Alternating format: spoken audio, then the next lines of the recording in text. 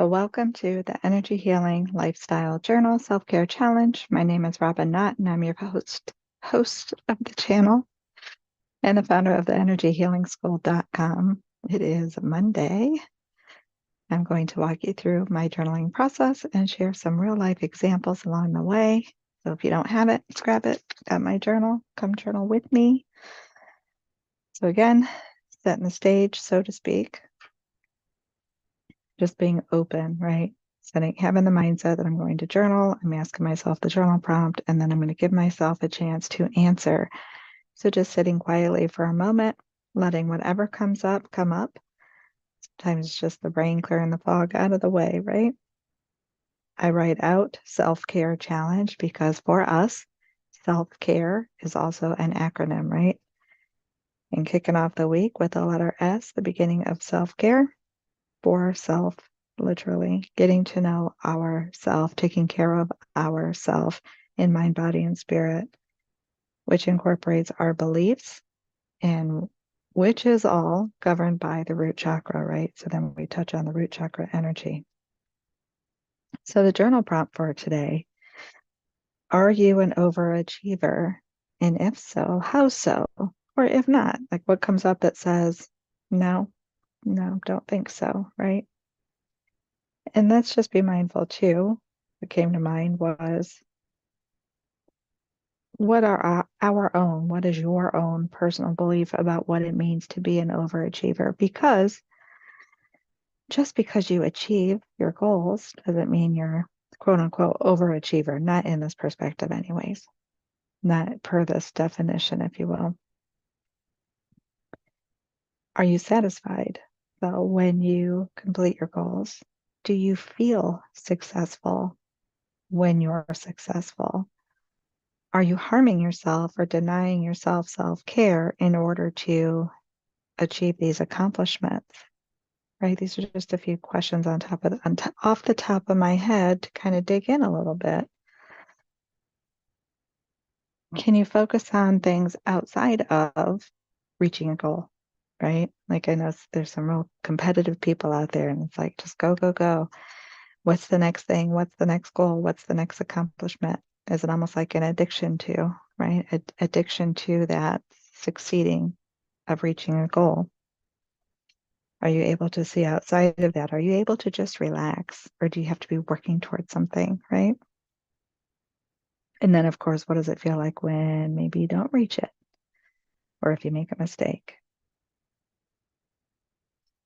But let me take a look at my journal here so I don't get ahead of myself.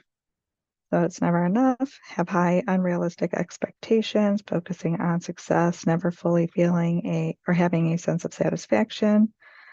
There's always more or better. You have an imbalance in life.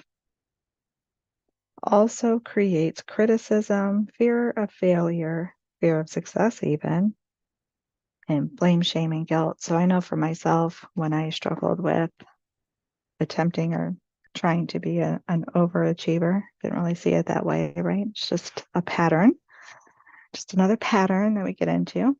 Did we just glitch there? It looked like it did. Hopefully we're good.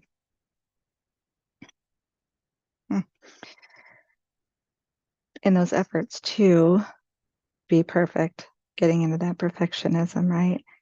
And even if you're not fully aware of it, you might think, nope, not trying to be perfect, but yet in the action, in the pattern, there's always that effort to try to get it just right.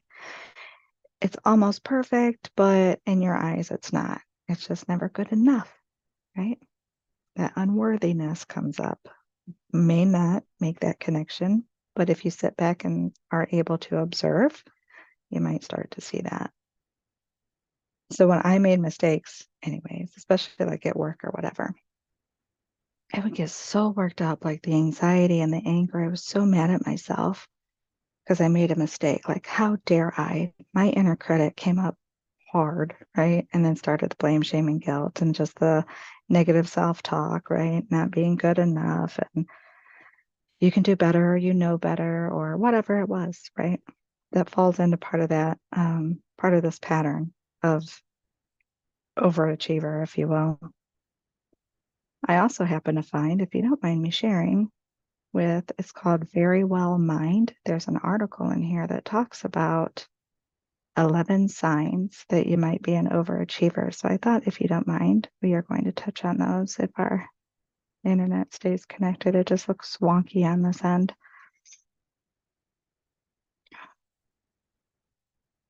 Let me see where I wanted to share. I'm scrolling the article here.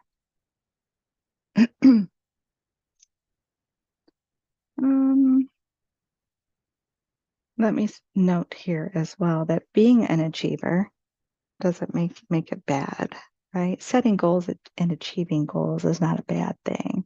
We're just looking at this when it comes to kind of that unhealthy way. It's almost an obsession. Maybe you find that it's spiking your anxiety or depression, right? Increases that negative chatter, negative self-talk.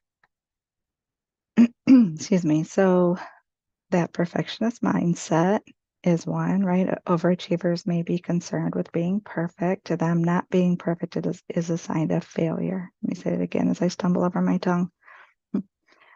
To them, not being perfect is a sign of failure. So they go to almost any length to maintain a perfect image. Another one, excessive self-criticism. So you've probably heard me if you've been hanging out with me for a while talking about that inner critic. So that excessive self-criticism. Overachievers have a tendency to berate themselves for failing to live up to excessively high expectations. Again, when you're in that moment, you don't necessarily see it as being too high of an expectation or maybe an unrealistic expectation. It's just an expectation, and when you don't succeed, right, we beat ourselves up. Another, only focused on the future. Because they are so wrapped up in avoiding negative outcomes, overachievers are constantly worried about the future. And this creates issues because they regularly neglect the here and now. So we often talk about being in this present moment and the beauty of the present moment. And that's really where our power is, right? We only have this moment. But if we're wrapped in that pattern of overachievement, then we're focused on the future. Poor work-life balance. No days off, right? Always got to work, got to be working on something, doing something. Again, the next goal that you have to achieve. Another is taking dangerous risks to reach goals. Overachievers have a tendency to set goals that are unrealistic, and as a result, they may be willing to do almost anything to avoid failure. So this can become dangerous when it leads to engaging in unethical or risky behaviors in an effort to reach their goals. It says unrealistic weight loss goals, for example, can lead to cutting too many calories to receive proper nutrition. Setting a goal to win a race can result in running too many miles each day to prepare, increasing one's risk of an injury. So those are just a couple examples that the article gives.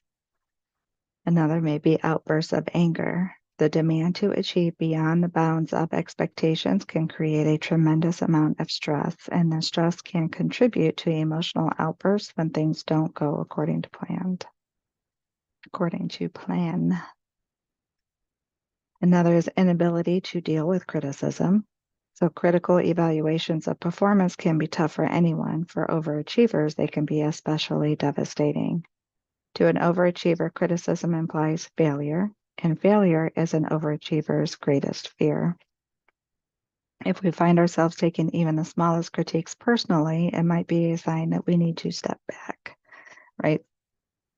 Sorry, I don't know if you can hear that, but our local fire siren just went off. You don't always hear it, but I heard it pretty clearly this time. What was I talking about? Criticism. So even though we are our own biggest critic, oftentimes to receive criticism from another is really devastating. Like we kind of get used to criticizing ourselves. It's just my own reflection. Get used to criticizing yourself and beating yourself up, and it's just a part of a thing. And there's almost like the word that I'm looking for. There's almost like a level of strength or power in that. I saw the glitch again. I hope we're good. Looks like internet's getting weak. But to hear it from someone else, right? It's just like take you out. Another, never feeling satisfied, as we talked a little bit earlier. Overachievers aren't able to settle down and just enjoy the present. Even after accomplishing some important goal, they don't take the time to really celebrate the success, right? It's like, okay, check, that one's done. What's next? Just worried about the what's next. Another is feeling stretched too thin, of course, right? When you're always on the go. In addition to working too hard in general, overachievers often become involved in many different projects. They aren't satisfied with being skilled in just a few areas. They want to succeed at everything, right? Everything. And another is motivated by fear. So many different sources of motivation can compel people to work toward their goals, yet overachievers are often motivated out of fear. They do what they do because they have that fear of failure, a fear of letting other people down, or a fear of looking weak or incompetent, right? Again, that unworthiness comes to my mind, which, of course, because I'm writing the book, right? But those are 11 signs from Very Well Mind article that I wanted to share with you. And again, in my own journaling, as I was reflecting on these, I was reflecting in those memories of that work, like bringing work home. So learning how not to bring work home, just because I felt like if I didn't solve this problem, then I was a failure, right? Unworthy. However, this ties into, because I talk about patterns of codependency, right? And breaking those patterns of codependency. So I don't forget, I invite you to the 5-day BU challenge, which is breaking patterns of codependency. Again, don't get hung up on the word codependency. I'll be talking about it more. It's the patterns that we have that we want to break. That's the real focus, right? The real focus of the challenge. Because when we're wrapped up in any of these patterns, we're not able to fully be ourselves. And that's what we want to get to, is breaking that away so we can be who we truly are, right? So with that being said, the overachievers and this focus and the criticism, the fear of failure, also, what's the word I want to use? Kind of blends with enabling. At least it did for me. So as I was journaling, I could really see that, like, oh, so as you keep working and as you keep going and as you think that it's up to you, right? Because you're taking on everything. So work being my example, when I would go to work and I worked with clients, I worked with people, right? Still now I'm working with you. I work with people. We work together. We There are boundaries in that though, right? Like what's my role and what is your role?